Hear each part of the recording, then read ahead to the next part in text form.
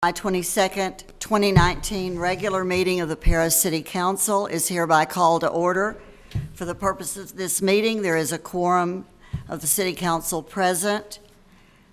Mr. Gene Anderson will deliver the invocation. Please stand.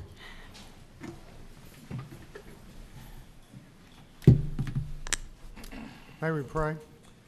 Heavenly Father, again, we thank you for the opportunity to be here to conduct the business of the city. We pray for our council members that you would guide and direct them in all things. Father, we thank you for the citizens who are here and their interest, Father, in our government. And we just pray that you'd guide and control and bless. And we trust you for all things. We're asking in Jesus' name. Amen. Amen.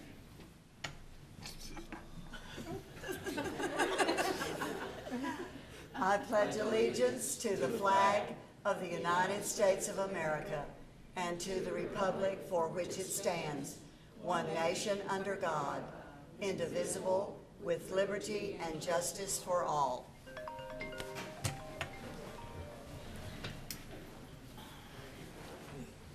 The next item on the agenda is the Citizens Forum. Persons desiring to address the council must limit their presentation to no more than 2 minutes. Unless an item is posted on the agenda, the Texas Open Meetings Act prohibits the council from responding to any comments that refer to the matter to a future agenda, to an existing policy, or to a staff person with specific factual information. Claims against the city, council members, or employees, as well as individual personal appeals, are not appropriate for Citizens Forum. If necessary, the City Council may convene into executive session under Chapter 551 of the Texas Government Code regarding any item on the agenda. Is there anyone who wishes to address the council? Please state your name and address for the record. I'm Savannah Babb with Texas University of Commerce Social Work Program. I'm Shelby Jamar. And there are approximately 2 public parks in the city of Paris along with the public school playgrounds. Within these parks, there are very limited, if any, handicap accessible features that allow for disabled children or their disabled family members to enjoy. Parks and playgrounds are created to be a fun and happy environment for everyone. In Texas, 3.4 million individuals, which include children and adults, have been diagnosed with a type of disability. In the city of Paris, it is found that 13.5% of our population have reported of having a disability. This creates a negative effect on the community as a whole simply because the impacted families are saddened that their loved ones lose the ability to have fun with their friends and classmates. Therefore, children and their family members are left without a beneficial environment to create positive skills and memories simply because there's a lack of resources or knowledge of the issue. Our proposed solution to this issue is to develop handicap-accessible parks in the city of Paris. There are multiple benefits for our community if there were handicap-accessible parks available. Individual benefits include healthy human development, growth of social skills, and self-confidence, while community benefits include children being able to connect with others who have different backgrounds, encourage empathy, as well as social and emotional skills that will benefit the child for their entire life. These parks will not just be beneficial for children in the community. Many parents and grandparents have disabilities as well. Having these parks will allow parents and grandparents to have access to playing with their children, which will then encourage cross-generational play. This is imperative to building strong families. We really believe that this will be a good asset to our community. Thank you for your time. Thank you, ladies. Anyone else wishing to speak? Please state your name and address. I'm Natalie Stewart. My address is 105 Northwest 4th Street, Paris, and I'm also a student at Texas A&M Commerce. So we had the 23.6% of the population in Paris lives in poverty, and 19.7% of that population, or of the Paris population, also deals with food insecurity. And we have a lot of food pantries. They're amazing. We have a lot of them around, but they're only open at certain times, and sometimes it's hard for people to get to them. And I was thinking about, I've read about food closets where you can put food and personal care items like personal hygiene, any kind of things, and it's kind of like a You put stuff in and you take stuff out. So anyone can put stuff in at any time, and a person in need could come and take it out at any time. And I was just thinking it would be open any time, so you wouldn't be restricted to a certain time of going to a food pantry. Thank you, Ms. Stewart. Anyone else wishing to speak? Seeing none, the public forum is closed. The next item on the agenda is the consent agenda. Does anyone have anything on the consent agenda you wish to pull for discussion? If not, I will entertain a motion. Motion to approve consent agenda? Mr. Second. Hughes, motion. Second. Mr. Pilgrim, second. All those in favor of the motion, raise your hand. Motion carries 5-0.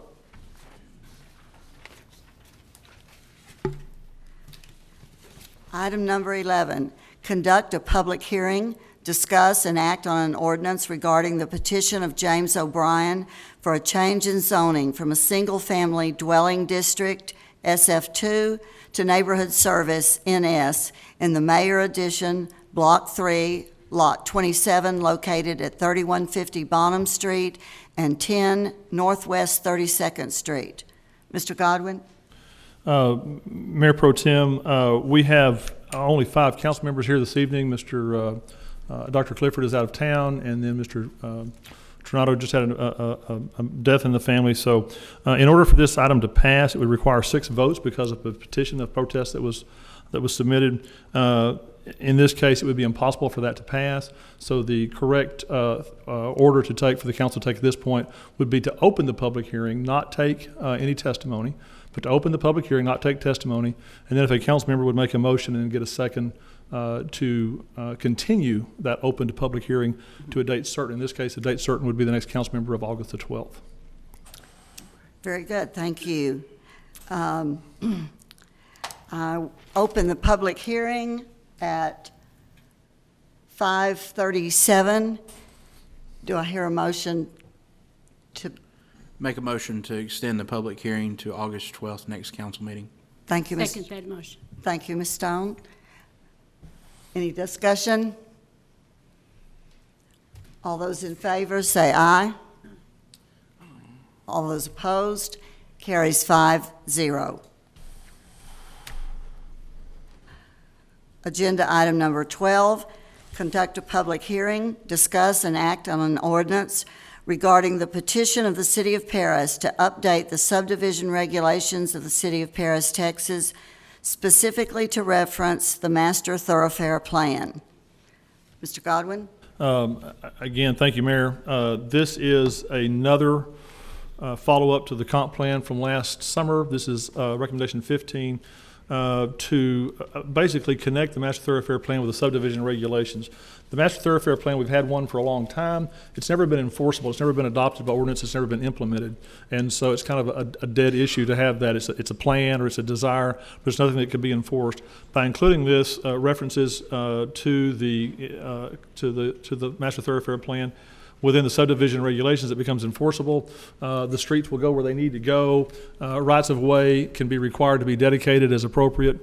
And one of the most important things, there's a number of things to this. One of these things that's really important is by doing that, we also enhance public safety. One of the purposes of the Master Thoroughfare Plan is public safety, so that areas, neighborhoods especially, have more than one ingress, egress. Without that, if there's a single entry into a neighborhood, if there's an issue, can't get in, can't get out, emergency services cannot get there. So that's one of the several things that we need to be able to do by approving this ordinance this evening. That will enable us to actually enforce the Master Thoroughfare Plan that we've had for a number of years. The public hearing is now open, and anyone wishing to speak in support or opposition of this item, please come forward and give us your name and address. Seeing no one, I'll close the public hearing. Is there any discussion from the council or questions? I have a question.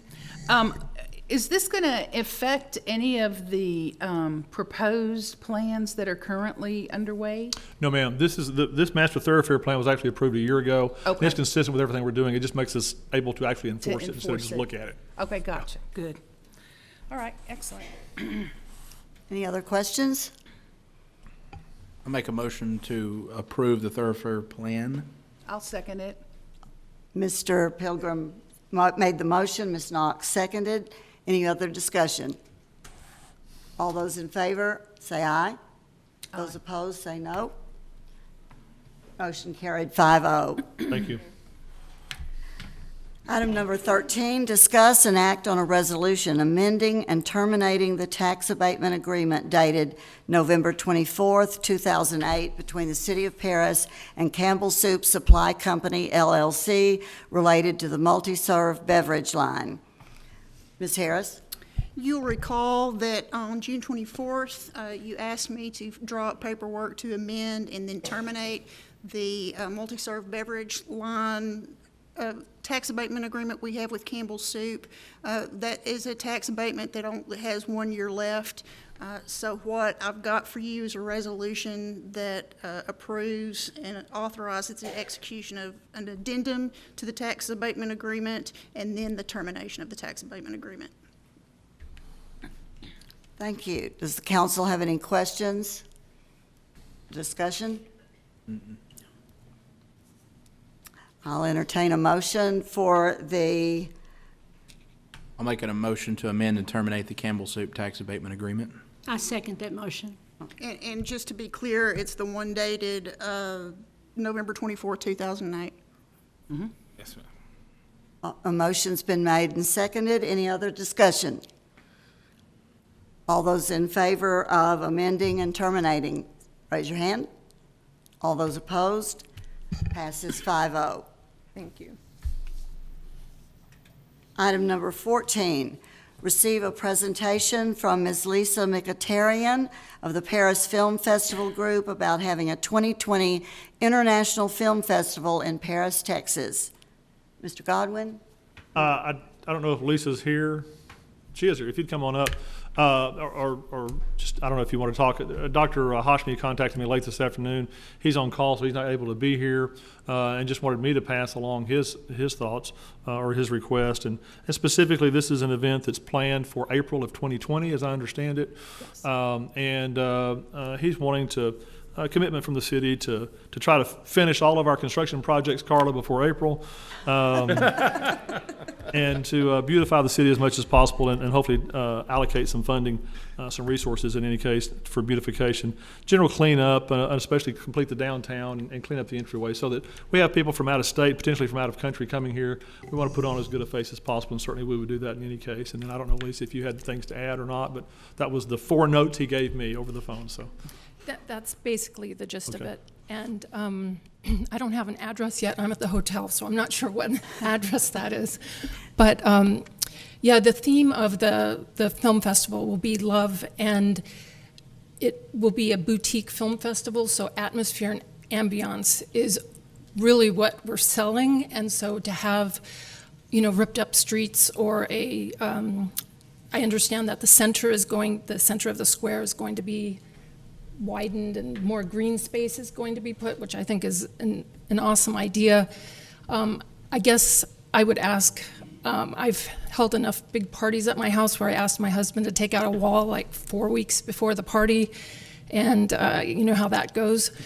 So I would just ask, like, as the new year comes, if we could really look reasonably about what is going to get done and what isn't going to be able to get done, and maybe work in quadrants so that we can cordon things off if worse comes to worse or something. Just kind of work with us, because there are things that we can do even under construction if we know kind of ahead of time. We can, do kissing booths in the bulldozers or something, but it would just be helpful to know ahead of time and to know that we're working together for something that's the good of Paris. Sure. Certainly, this is something that's, if it goes well, it can be a really big thing for the city, and we'll certainly make every effort to be as accommodating and cooperative as we possibly can. So, Okay, great, thank you.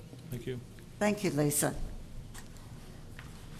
Item number 15, discuss and act on a lease agreement with Samantha Hughes for the Event Center.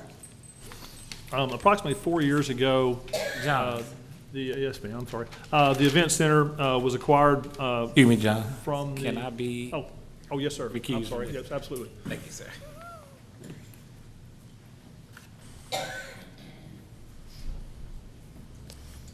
approximately 4 years ago, the Red River Valley Fair Association, and I saw Rita here when I came in somewhere, transferred the custodianship of this building over to the city. We have made a number of improvements, both inside and out, spent money, spent time, spent resources. We were not able to add staff, and we did increase the rentals somewhat. We also have a seniors program that meets once a month over there. But it's still a loss leader for us, which is not a good thing for us. Of course, those kinds of centers typically are, especially for cities. And more recently, we've had a lady, Samantha Hughes, who has gotten a contract to prepare meals, and this would be a really good location for her. We believe it would be a good thing for the community, as well as for the city's budget, frankly, because she would be paying rent so that we would actually get revenue from this facility as opposed to paying money to take care of it. One of the things that came up just Friday, and as recently as about 4 o'clock this afternoon, I still had bad information, but I believe we're straight now, and that is that there is a health fair that goes on there each year in conjunction with the fair, which is in September, and some other events too. And for a while, I was confused as to which building we were talking about. It does happen in this building, but again, Rita, I think you're here. Yeah, there you are. Say the top of your head. I believe Rita has agreed to move that to the to her part of the fairgrounds, and so it will be accommodated there. So there should be no gap in provision of that really great program.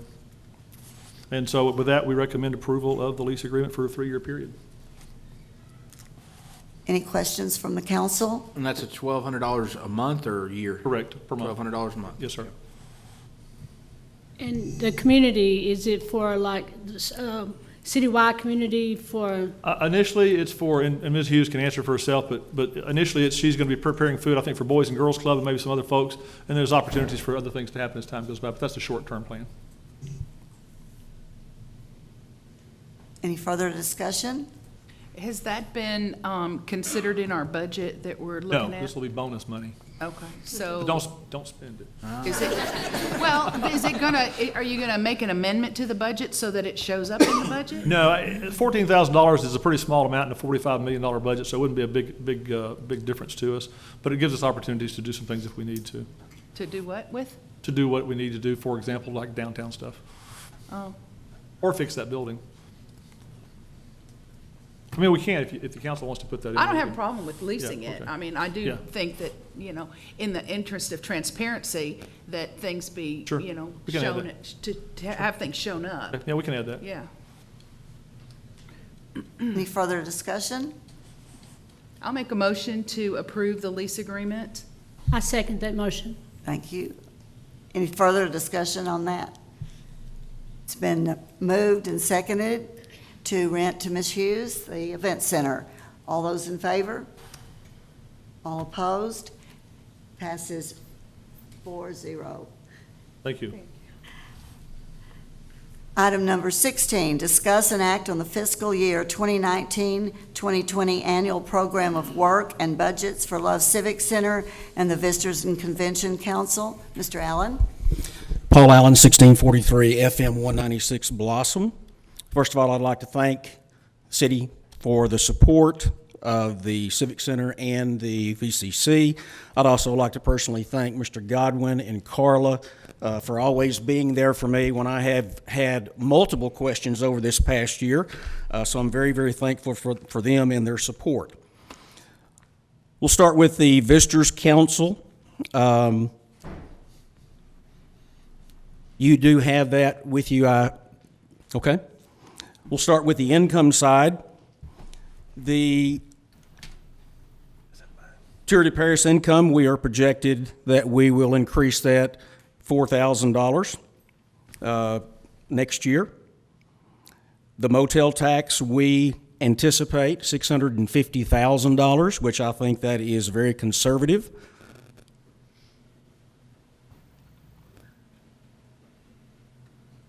The trolley, the historical trolley, we're going to leave. Hopefully the repairs will stay, and that will increase with the income on site on that. So the total income for this new budget is $715,000.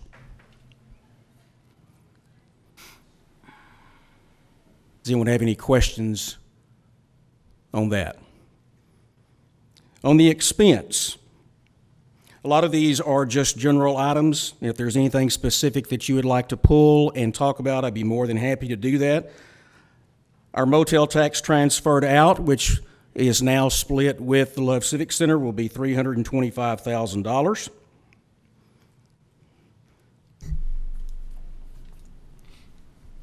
Our marketing and advertising has to be 10% of the total amount that comes in, so that will be $65,000. And looking at our marketing and advertising, what we are projecting to use that for, $10,000 to $15,000 of that will be for tourism and travel guides. $17,000 to $20,000 of that will go into Texas highways. We are going to use $8,000 to $10,000 of that to do new videos for our historical district and for promoting Paris and getting new events here. $300 to $400 of that will be new ad designs. We are also going to use $5,200 to $6,000 of that to do more digital ads because we think that is in the future and that's the way to go. We're also going to use probably $1,200 to $5,000 of that for billboards that we're going to have incoming into Paris and downtown as well. Newspaper ads, around $1,700, and that is roughly around the $65,000 that we will spend in marketing and advertising. So, one increase that we have seen, our bookkeeping has gone up in both entities.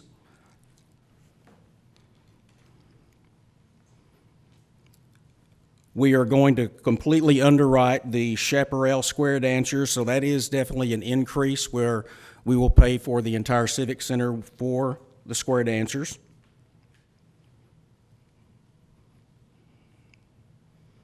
Our events promotion, we have increased that from $33,000 to $39,000 because of the new events that we are trying daily to try to get into Paris, which include new trail runs, new trail rides, new events using Barber Hills with bike and running. So those are some of the new events that we're trying to get within that budget, as well as the ones that we are still funding.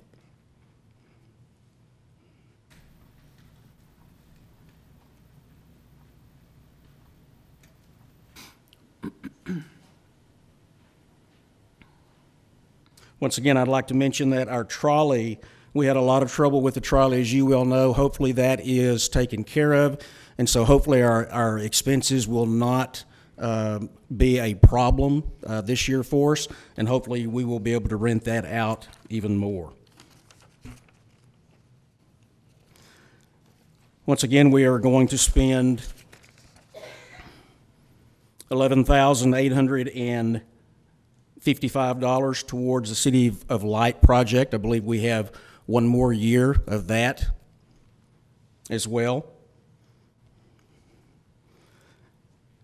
So with our expense, that totals $714,830.86, which puts us in the good for $169.14. But we would like to ask for more. With the prospects that we have with new events, we would like to ask for an additional $50,000 for prospective new events. With the pump track coming very, very quickly, we are still vying for possibly the Red Bull World Championships that will bring in anywhere from 3,000 to 4,000 people from all over the world here. If that doesn't happen, hopefully we will be able to get one of the qualifying events, which will bring anywhere from 2,000 to 3,000 people from all over the United States. And it's going to cost to be able to get that event. We are also working right now on getting a 3 to 4 indoor archery tournament, which hopefully will grow and be as large as our regular ASA tournament that we have now. Of course, that'll be taking place at the Civic Center. So these huge events that we are trying to get right now, hopefully those are going to happen within this new budget year, And so we're asking for a $50,000 addition from the reserves from that. But if these things are run correctly, then we can see where it could be very beneficial. And with the estimated cost of putting on Red Bull or the archery, or even doing some things to plan on getting the archery here, because there's things that are going to have to be purchased and things like that to pull it off, we still see a profit if it's done right. We get the right kind of weather. So we're looking at a possible $4,000 benefit from the $50,000 that we would pull from reserve. So with that, we would still have a budget in the good of $4,169.14. So that's what we're asking from the visitor side, and I would take any questions that you have. Any questions, council? Where is your reserve? The reserve, Yeah, is it shown on here? I know No. that you've got prospective new income, but I don't see, is it just somewhere, you've got a accounting somewhere? the income for the new events, Well, I'm looking, you're wanting $50,000, yes, ma'am. but you've already got it.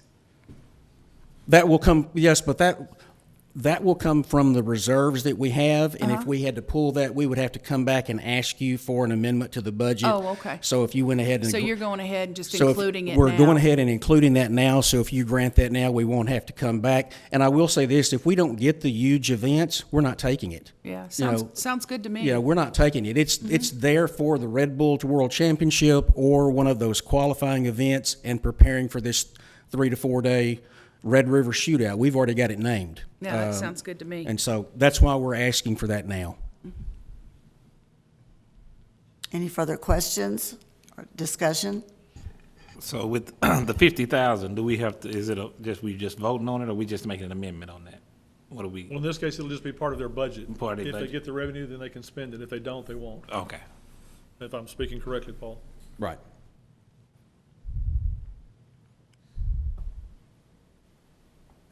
Okay, Okay. good job. Well, the Love Civic Center, very exciting times at the Love Civic Center, thanks to our vote, getting the approval there. Hopefully, within the next month, we will start seeing some work going on out there. I will say this, and I've talked to Mr. Godwin about this, we're going to pull $200,000 out of our reserves that we have for construction right now, and we will do an amendment to the budget at the end of September. Is that right, Mr. Godwin? Sir. But that's why it's there. It's there for construction, so we're going to pull that out along with the reserves that we have already. So we're going to use that $260,000 to get this started and get these renovations taken care of. With the Civic Center, our motel tax, of course, half of that will be $325,000 that'll be given to the Love Civic Center, which is definitely an increase. Our bicycle rentals are up. I will say this, if you go out to the Civic Center right now, the bikes are having to manually be rented because of a software problem that we basically have no control over. So if we can get the software correct and get the maintenance done on the bikes, then our increase for the bike rentals will go up, and so we have added an additional amount to $4,000 for our bike rentals. Our rent, we have increased the rent with the new events that we have coming. We see that increasing, and I really think that that's pretty conservative as well, because I really think it'll be more than that. So our total income for the Civic Center will be $434,450. Does anyone have any questions about the income side? Okay, on our expense, we have went down a little bit on our payroll expenses because of we don't have the part-time help that we did have. We are using some form of part-time help after big events and things like that, where we get people to come in and help us clean. Once again, you see where our audit and our bookkeeping numbers have gone up. So we've had to budget for that.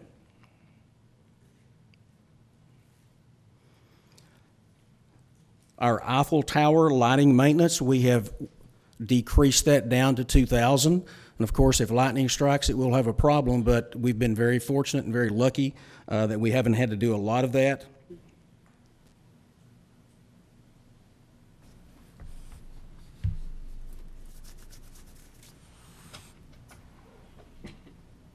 Also, with the bicycles, you see that there is quite a bit of increase in the expense for the upkeep with them. And I'm not sure, I'd like to ask Randy, since Randy's here, on the software on those bikes, are they still under warranty? Okay, so the software is still under warranty, so it's not costing us anything. It's just a time thing. And so that's why Randy and Kim are having to rent those bikes manually.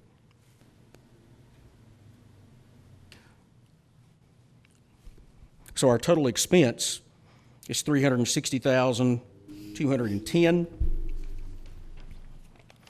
And then we'd also like to add a capital improvement for renovations that we will not ask to be reimbursed for. And that is thanks to when we did the even split, and that money will be directly going into reserves to help with that construction as well. So that leaves us a net income of $24,590. I'll take any questions. Council, any questions or discussion? Looks good. Thank you. I like everything y'all are doing. It looks really good. Chamber, the board, the staff at the Civic Center, y'all are rocking it out. The videos are really good. It's showing Paris a good light, and I think we'll get more events, and we'll get more people are going to come to Paris whenever they see how. Well, I'm going to have to give Michael Parrish credit for the videos, but we're sharing them, but the Chamber's about to do some videos as well. Well, and Michael too, but that sheds a good light on Paris, and I like to thank everybody for doing that. That looked really good. Well, it's a true testament of what Paris is about and what Lamar County is about when you have the kind of events that we had this weekend. And I'm sitting at Dan Shed and Blossom running a rest stop, and I'm sitting with a cop who is from Memphis, Tennessee, and he says, this place is amazing. He said, this Paris and Lamar County is amazing, and it's about the people. So our visitors are treated well, and they want to come back, and we want to continue that, but we want to keep creating this new feeling of these things that Paris provides, and it's happening. It's an exciting time for all of Lamar County. Compliments to you and Dr. Cap and the board and the staff, all done a I'm good surrounded by job. some good people, Yeah, we do. very good people. I'd like to also thank you for a very nice, clear, concise presentation. Thank you. It was easy to read, easy to understand, so thank you very much for I'd that. like to thank Gina Crawford for that. Thank you, Gina. No further questions. I'll entertain a motion on this item. I make a motion to approve the budgets, both the Convention Center and the or Civic Center and the Visitors Council. I'll second. No further discussion. All those in favor of the motion? All opposed? Carries 5-0. Thank you, Mr. Allen. Item number 17, discuss and provide direction to staff on the fiscal year 2019-2020 budget for the City of Paris. Mr. Godwin? Thank you, ma'am. I'm going to hit the highlights of the budget. All of these you should have heard in one form or another during the department director's annual reports in June. And these are the things that, the highlights, the major impacts or changes in the budget. The budget's about $47 million. It is a fairly stable budget. In this case, there's the same tax rate of 55.195 per $100 of valuation. So no change in the tax rate again this year. We are replacing an outdated phone system at the Police and Courts building. It's a couple years past due. Chief Huntley talked to you about that in some detail when he was here. It's about a $120,000 project. We had our plan was to do it next year, so we're actually being able to do that a year sooner. To provide seniority pay for police and fire supervisors.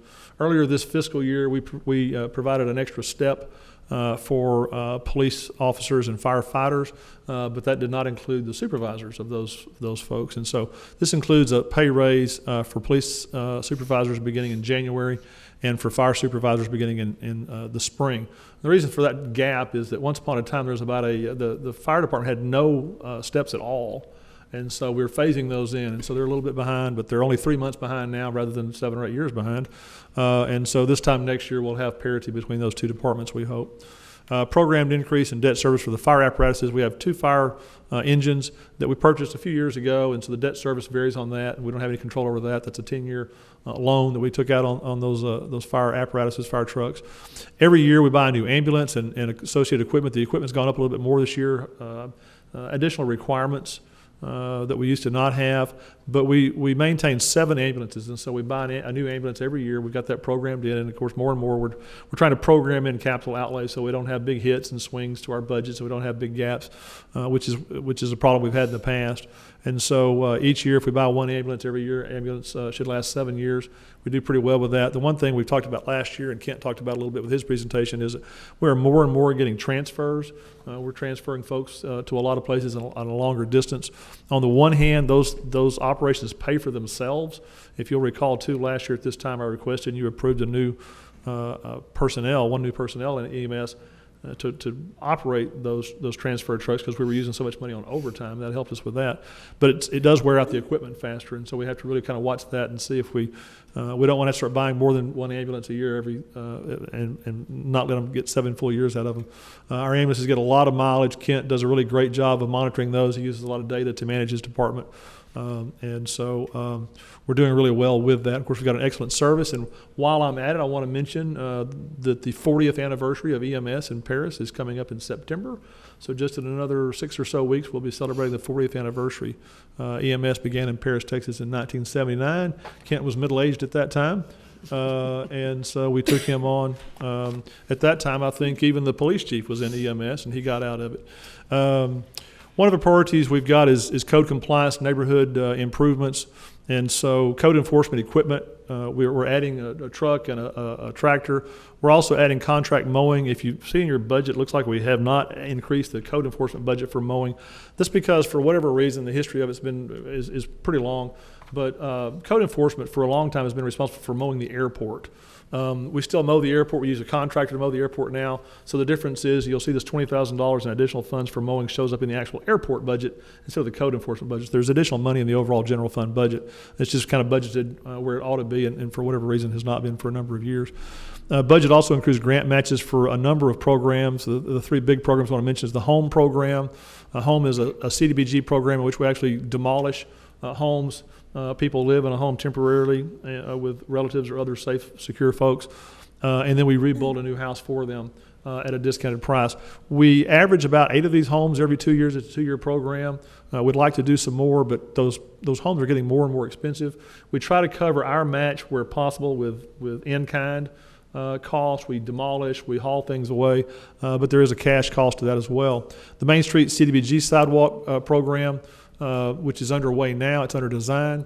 That's the Main Street, Houston Street CDBG. Some of those funds will be expended in 2020, so they're included in this budget as well as in the current budget. And then the bigger one is a Safe Routes to School program, which will build a sidewalk along Pine Bluff to serve Aiken. It'll go from, I forget what street to what street. It's not the whole thing yet. It's a fairly big project, over $300,000. We actually will get reimbursed for all of our costs, all of our engineering costs, as well as the construction costs. But we need to spend upfront money on the engineering. So we'll be out some money, but then we'll get that money back over time.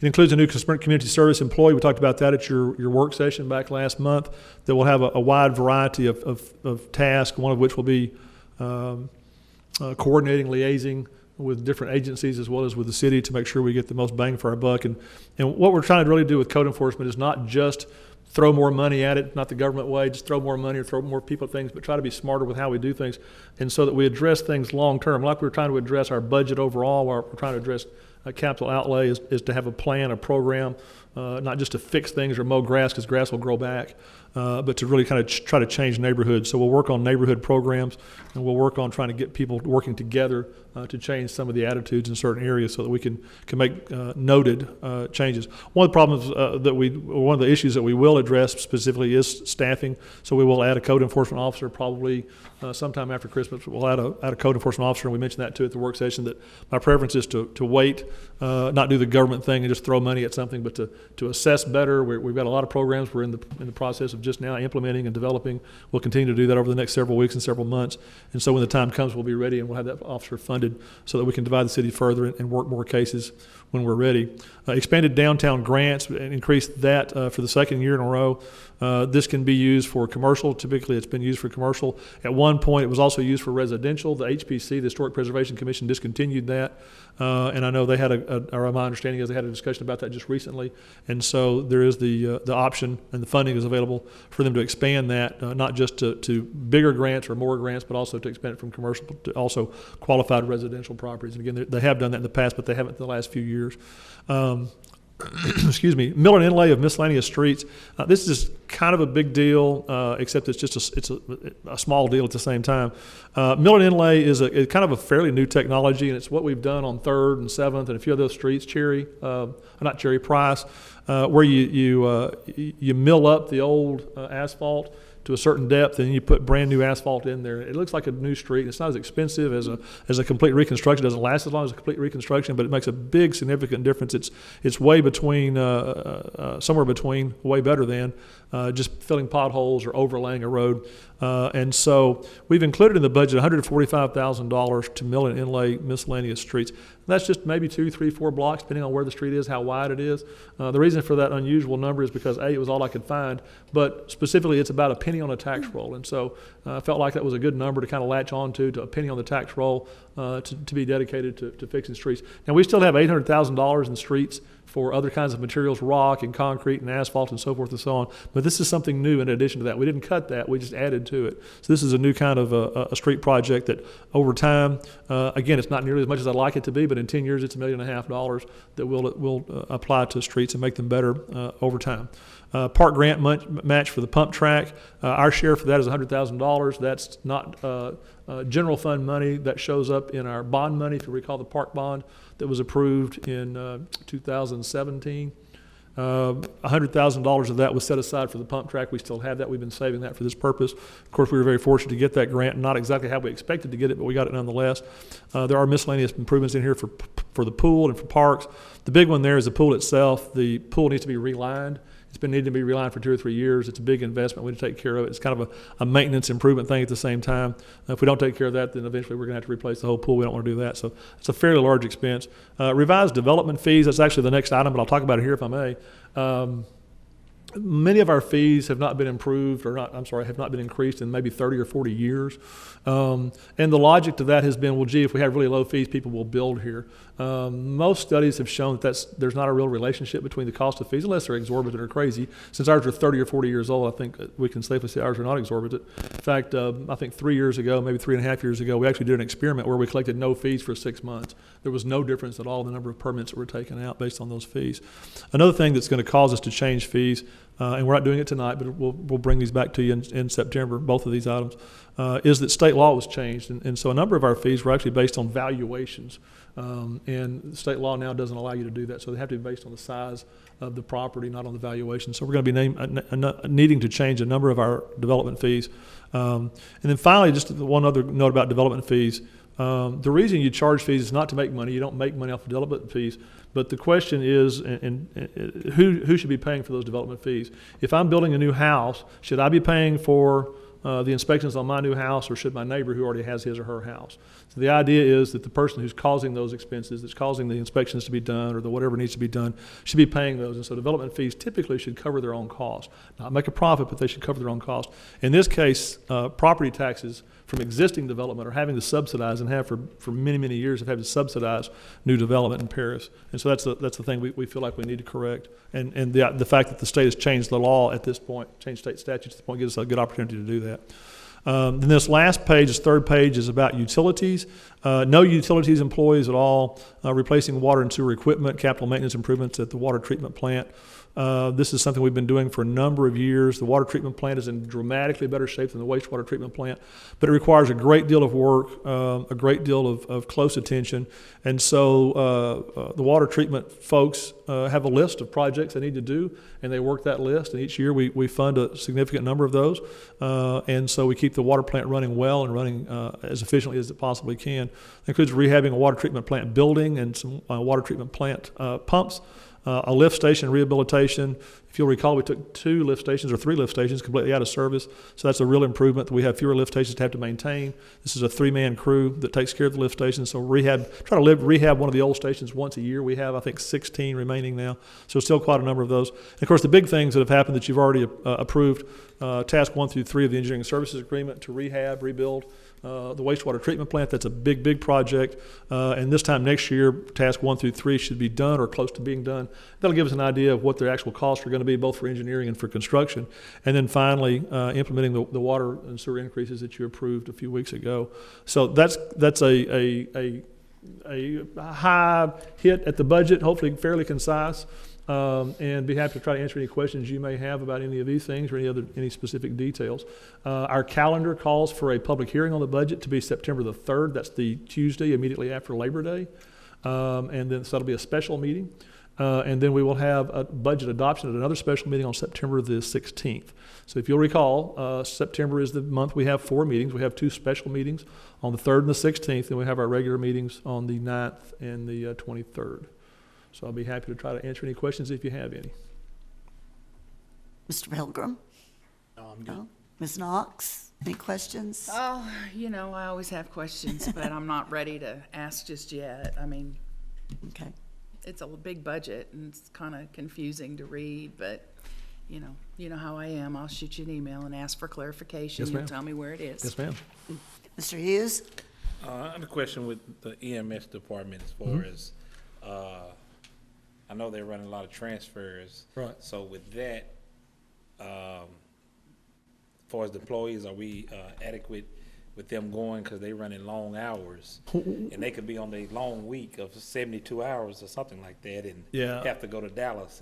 We are. It's a concern because, like I kind of mentioned earlier, we added the 1 person last year. The more we do those, the more miles we're putting on the equipment, the more miles we're putting on our people. Yeah. And so I worry about wearing out our people. And so it's something we have to be super cognizant of. We've looked at maybe restricting how far we go. Of course, we also operate in the county. Remember, we operate in the entire, we provide EMS for the entire county, so we're also out of the city limits for that reason as well. So there's several different things there, taking care of the equipment, taking care of the people, making sure we have adequate staff here inside the city limits to take care of our immediate needs. Then, as I mentioned too, we get paid for those transfer calls by mile. We still, our number 1 priority is to take care of the folks here, not to get a return on our investment. So we're okay for now, but it's something Kent watches very closely, day by day, month by month. Yeah, because I spoke to an EMS employee, and they were saying sometimes, that's a long drive to be. I've been up 24 hours. Yeah, I gotta get a call. It's my turn to go to Dallas. Right. Yeah, So and that's, we've got a transfer crew, the one that works over on Lamar. It's actually a transfer crew. We've expanded the hours that they're available. But yeah, as we have turnover, that means people have to do more of that. Yeah. And you don't want to have to drive all the way to Fort Worth with a call, or even Plano or Tyler for a call, and then maybe work the next day. So we try to work on that. That's a big priority for us. It's a problem. Did I miss something? I thought in Mr. Klinkerman's presentation, he said that when we expand our services out into the county and such, that Hey, pays for folks. And I thought somewhere that we would be able to pay for more people, more personnel. Well, we've had that service for many, many years. We've been in the county okay. for like 20 years, Oh, and it does pay for itself. Okay. But then we've also got these transfers that go out of the county. So we've got 3 different services. We've got our in-house service that we pay for, then we've got the county service that pays for itself, or at least we hope it does, and then we've got the services outside that pay for themselves, hopefully through billings. Okay. And I was thinking somewhere in his presentation, he mentioned that should generate enough funds to Yes, ma'am. cover additional personnel if that was pretty sure he needed. would love to hire. I don't know. I could be misunderstanding something. Well, if we add new staff to take care of the county, then the county would have to agree to pay more for that, and the county's, Or the increased transfers out to other places? well, There was something in his presentation that, I'll let him answer then. I'm not sure. was I incorrect in thinking that, Mr. Klinkerman? Hopefully I know what I'm talking about. We'll muddle through it. Basically, what I said was, once we get to a certain call volume, Okay. about 6,000 calls, the fixed cost and the variable costs come together and meet the revenue. Okay. So once we get to 6,000, we're almost like a dollar for dollar. Our big problem is when we are taking double the amount of people away from Paris, Tyler, Texarkana, Dallas, wherever like that, because they're being transferred for whatever higher level of care is necessary. We're having trouble getting enough people for those call-in. The regular staff, lots of times will already be here. We have to call in an off-duty crews, and I'm trying to expand the part-time list Okay. so that we get part-timers who will come in here and All help right, so expand. that's where I was getting at, was the Right. cost. And that's our aim right now, is to expand the part-time list Okay. so that we get enough people to take the additional calls. I knew I heard you say something about that. Yeah, good deal. Thanks. Yes, ma'am. Ms. Stone, any discussion? No. I have just one question about the police and municipal court building. Putting that reconstruction off, is that going to make it more expensive down the line, or it's going to be stable? Yeah, I think so. It may make it more expensive, but we still don't know what the fix is. We're still experimenting with it. And for those of you that may not know what we're talking about, a number of years ago when they took over the Phillips building, they painted the brick. And painting brick is almost always a bad idea. It can look good short term, but moisture gets behind it. And if moisture can't escape, it makes the brick come apart. Brick's coming apart really badly on the police and courts building. And it doesn't show up real badly from a distance, but for those of you that go to court on a regular basis, for whatever reason, it shows up really bad. And so we've been experimenting with that. Chief Hundley could address this if you want him to, but you don't need to get up, Bob. Not yet. And didn't mean to startle you. Yeah, I didn't mean to wake you.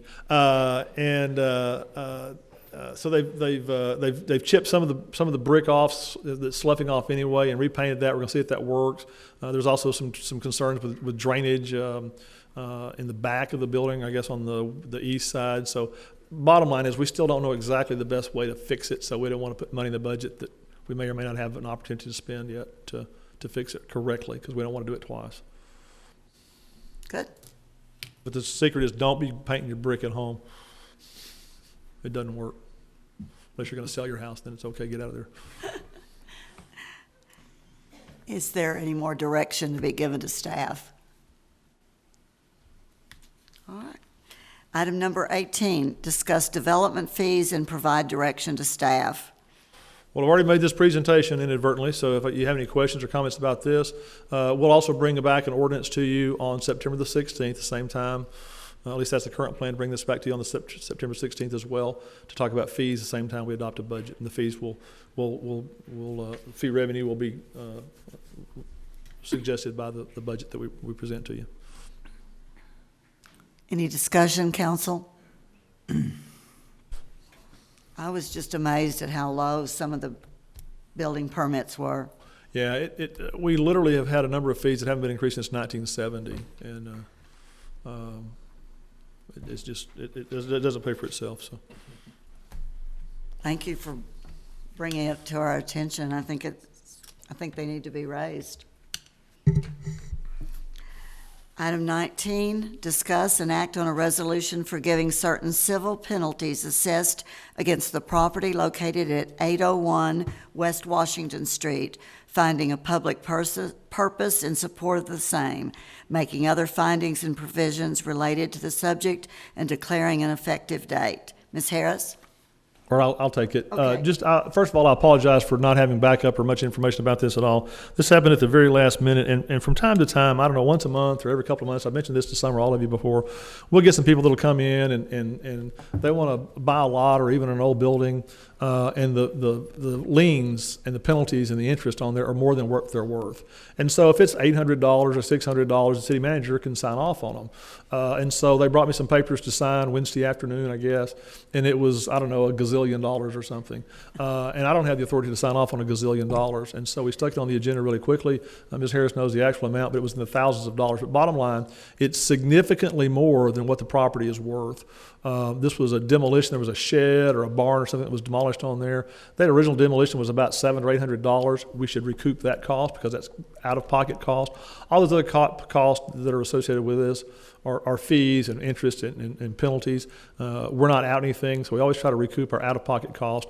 And so in this case, we're recommending that you authorize us to dismiss all of those fees except for the out-of-pocket cost for the actual demolition. That's typically what we do on other projects. This one was just really big, so we brought it to the council instead of doing it administratively.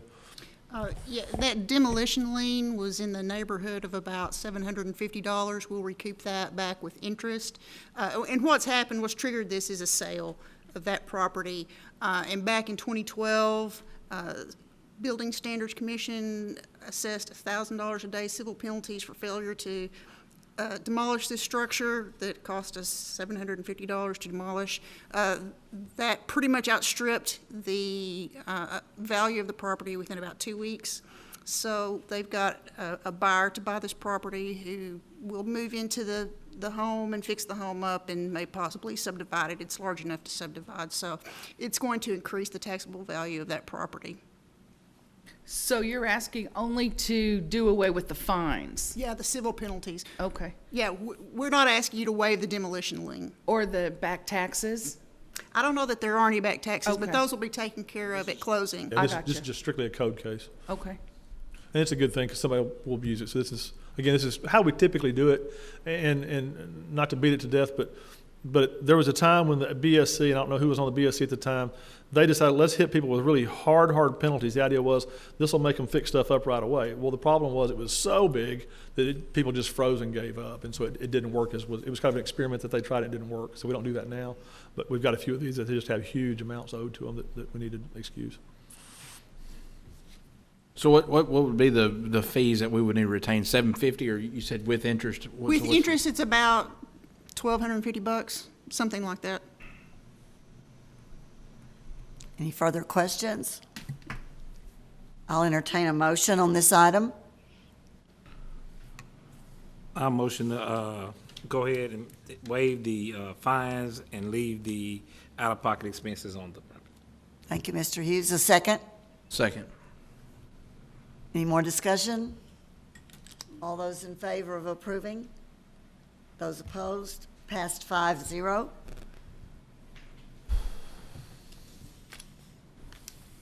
Item 20, consider and approve future events for City Council and/or staff pursuant to Resolution Number 2004-081. Does anyone have anything? Make a motion to adjourn. Do I hear a second? All those in favor?